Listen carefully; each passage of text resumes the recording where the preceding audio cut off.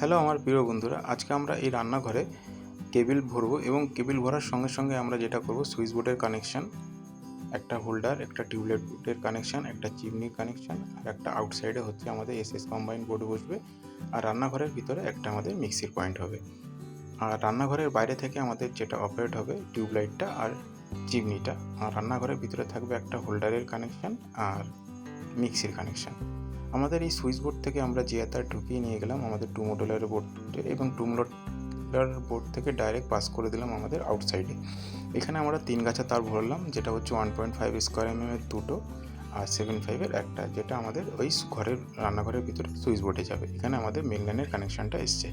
তারপর আমরা মাপ করে তারটাকে কেটে দিলাম আর আরেক গাছা তার আমাদের 2 মডুলার বোর্ড থেকে নিয়ে আমরা সুইচ বোর্ডে দিয়ে দিয়েছি। এখানে আমাদের কানেকশানগুলো আমাদের ডোরেমন ভাই বাইক করে ফেললো, যেটা হোল্ডার এবং হচ্ছে টিউবলাইট করে টিউবলাইটটাকে বসিয়ে দিল। আর এরপরে যেহেতু আমাদের কানেকশানটা আউটসাইড দিয়ে ছিল, সেহেতু আমরা টিউবলাইটটাকে জ্বালিয়ে দিলাম। তারপরে হচ্ছে আমাদের এখানে 6 অ্যাম্পিয়ারের সকেটটাকে লাগিয়ে দিলাম, যেটা হচ্ছে আমাদের চিমনির জন্য ব্যবহার হবে।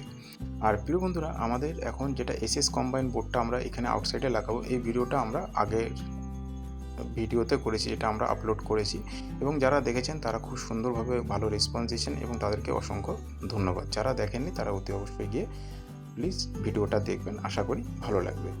আর প্রিয় বন্ধুরা, এখন যেটা হচ্ছে আমরা করব সুইচ বোর্ডের কানেকশান। এই সুইচ বোর্ডের কানেকশানটা আমরা যেটা করেছিলাম সেটা হচ্ছে মিক্সির জন্য আর একটা হোল্ডার পয়েন্ট, এটা আমরা এই বোর্ডে কানেকশানটা করেছি। আর দুটো সুইচ আমাদের এখানে এক্সট্রা আছে। তারপর আমরা কভারটাকে লাগিয়ে দিলাম।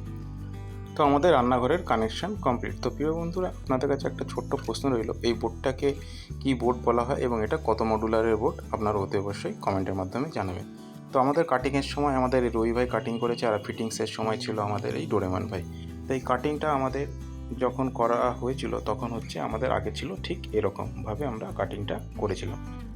টাইলস লাগানোর পরে আমাদের কমপ্লিট এরকম হয়েছে। তা আমাদের ডোরেমন ভাই বললো, দাদা আমি একটু চিমনিটা চালাবো। তো বাইরে থেকে আমি সুইচটা অন করলাম। তো ওর আবদারটা আমার ছোটোবেলার কথা মনে পড়ে গেল, খুব ভালো লাগলো যে হ্যাঁ চালাও। তো ডান দিক থেকে বাঁ দিকে হাতটা নিল, চিমনিটা অন হয়ে গেল। আবার বাঁ দিক থেকে ডান দিকে নিল, চিমনিটা 3 সেকেন্ডের জন্য টাইম নিল বন্ধ হওয়ার জন্য। তারপর আমি বললাম আর একবার করো, তারপরে চিমনিটা বন্ধ হয়ে গেলো। তারপরও খুশি হলো আর ওর রাশিটা দেখে আমারও খুব ভালো লাগলো।